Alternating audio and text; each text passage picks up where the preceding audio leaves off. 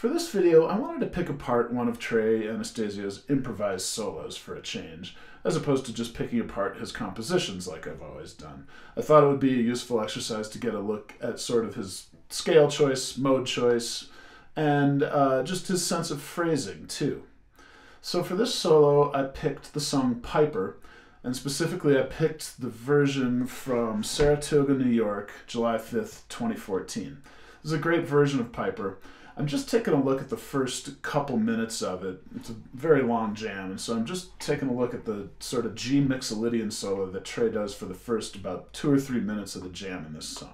So there's a full, accurate transcription of this solo available on my website. If you go to the Phish tabs page, you'll find it there.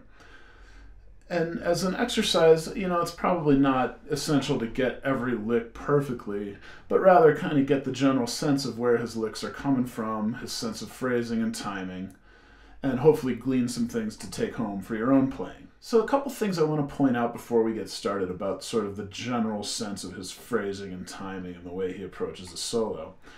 For one thing, instead of just, he likes to use a lot of grace notes. And what I mean by that is instead of just hitting a note like this, say, he'll slide up to that note from a fret below like this, or do a hammer onto that note from a fret below like this. And I think that really kind of rounds out the sound of the note and sort of helps give that sort of liquid sound that Trey has. And there's another thing that I see happening a bunch in this solo, and this is pretty common in a lot of Trey's solos, about the way he structures his phrases. They tend to happen in groups of 4, which makes sense, right? A lot of things in music happen in groups of 4. So what he'll do is play a lick, and then he'll repeat the lick 2 more times, so a total of 3 times, maybe with some slight variations each time, but the essence of the lick is basically the same. And then on the 4th time, instead of repeating that lick again, he'll move on into another lick. And very often, that next lick will become the beginning of the next group of 4 licks. And you'll hear this stuff happening a lot in his solos if you're paying attention. It's a good way to sort of build a sense of coherence in the solo. And I'll point that out as we go through this. And by the way, if you're following along on the track from the live Phish download, this solo begins right at about 2 minutes 54 seconds on that track.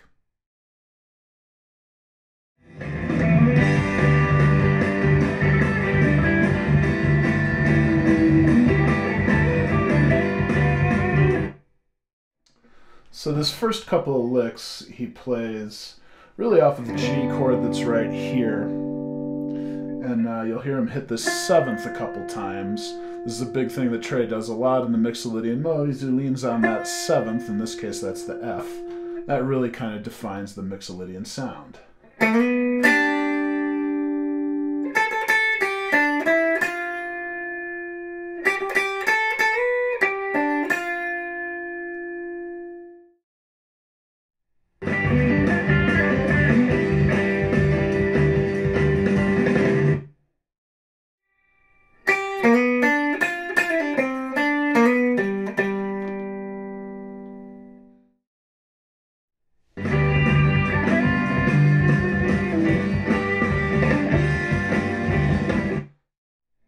And here he's repeating essentially the same lick a couple more times.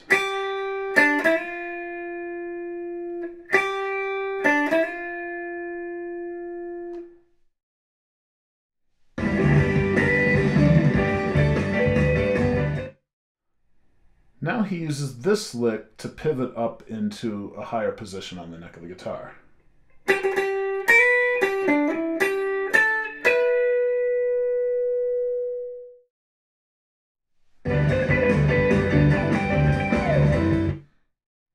And then he finishes off this previous group of licks by jumping up into the 12th position, and then you'll notice the next several licks are going to come from the same position also.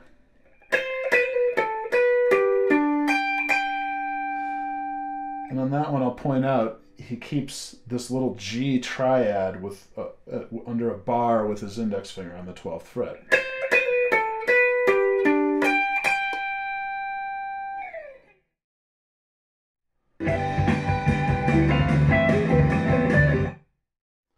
And now he starts this next sequence of licks here in the 12th position.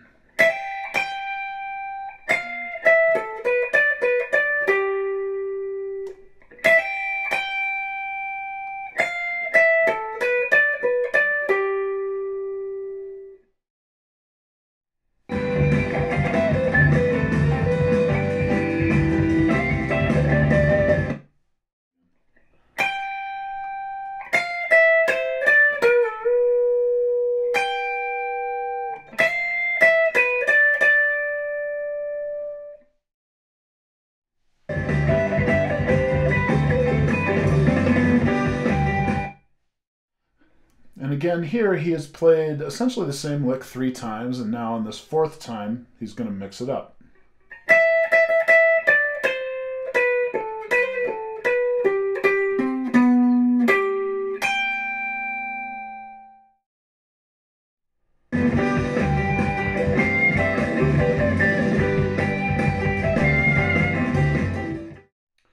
Here again, he's going to start another sequence of a lick that essentially gets repeated 3 times, and then on the 4th time he moves into something else.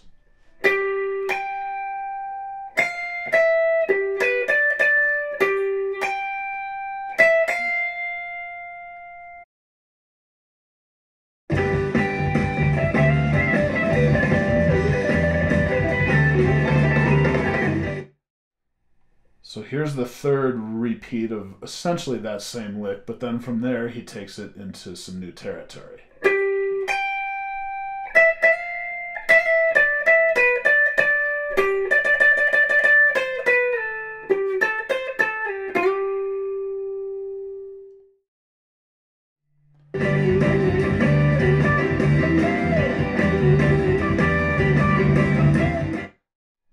Here again, we're going to start yet another sequence of a lick that he plays 3 times before moving into something else. And I'll point out, too, that this lick that he's doing 3 times here is sort of a continuation of what you heard in the previous lick, that sort of machine gun effect. Now he's introducing this little, I call it the wiggle. I don't know, he does it in stash and foam. So you hear that in a lick that's repeated 3 times here.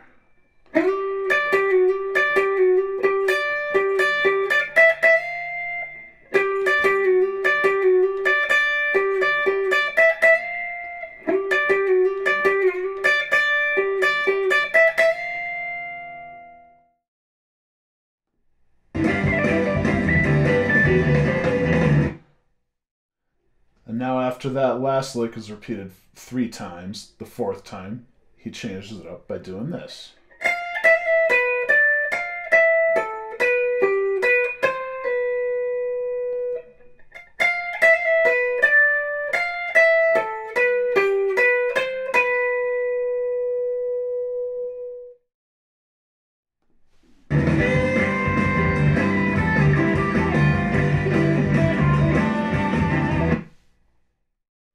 Now, after doing some sort of machine gun stuff for a while, he sort of resolves that tension by going to some long notes and working his way back down the neck into the lower register.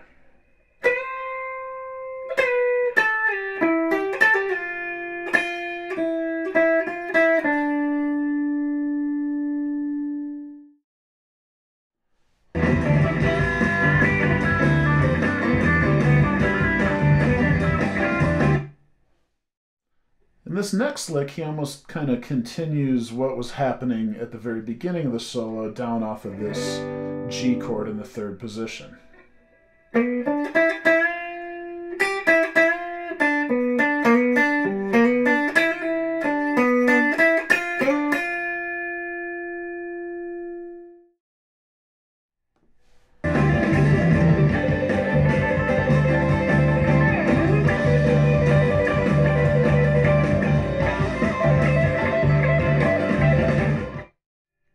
Now he's going to use some little trills like this. And then he's going to start trilling on the 2nd string. And he's using the notes of the G Mixolydian scale, but he's doing it in thirds. So it's going to go from A to C, and then from B to D, and then from C to E.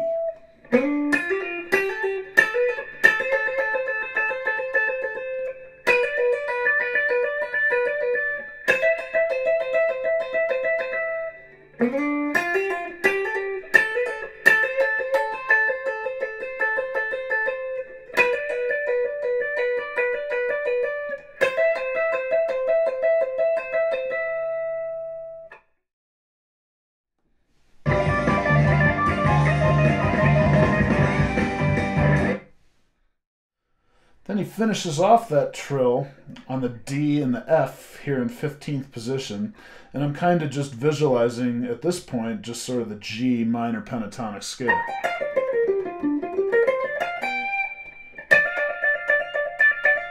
But then, to build some tension, he takes that D and steps it up to an E flat, and that is really the first note in the entire solo that isn't straight out of the Mixolydian.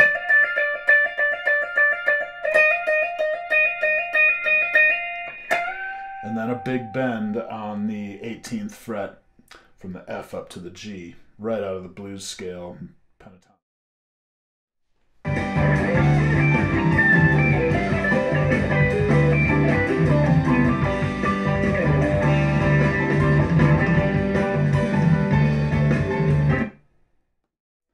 And then a few quick licks up here, still in the 15th position, kind of implying the G Dorian or the G minor pentatonic for a second, and then finishing off with a nice arpeggio straight off of the G chord.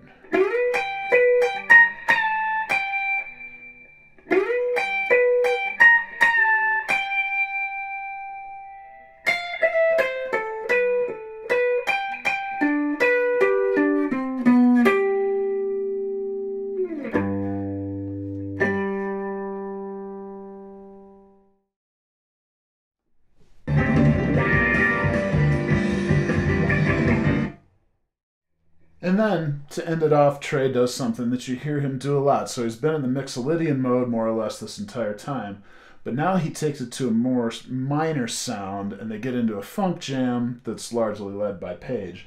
And Trey kicks it off by hitting the wah-wah pedal and hitting a G7 sharp 9 chord here with the root on the 10th fret. And Page takes over from there.